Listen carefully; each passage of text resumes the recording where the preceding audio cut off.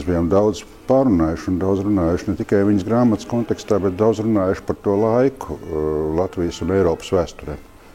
Un tāpēc man likās iespējams tur saskatīt ārkārtīgi plašu tēlu galeriju, kuri katrs nes kaut ko savu, bet kopā veido varbūt tādu panorāmu par tā laika sabiedrību.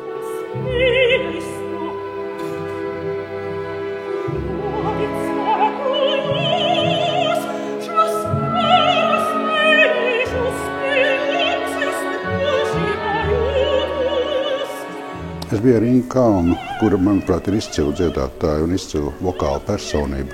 Man ir tūs viņas domāšanas veids un viņas ekspresija un viņas ārkārtīgi inteliģentais skatījums uz jebkuru tēlu un jebkuru mūzikas izpausmi.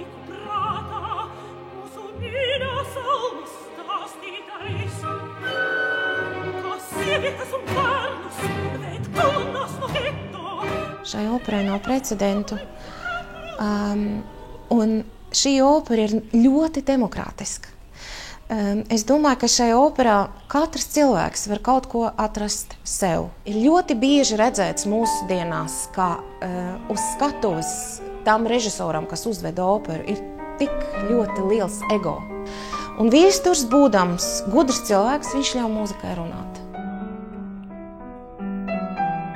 Man tāpat kā Kenedijs iebraucot Berlīnē, kad tika būvēts Berlīnas mūrs, teica, es esmu berlīnietis, tāpat arī, manuprāt, jebkuram latvietim jāpasaka, es esmu Valentīna, es esmu šajā holokaustā cietušais ebrejs.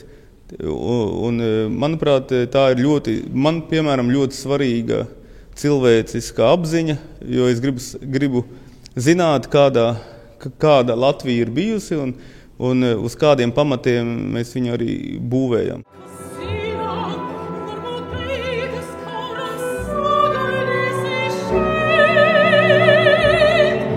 Viņi gribēja dzīvot.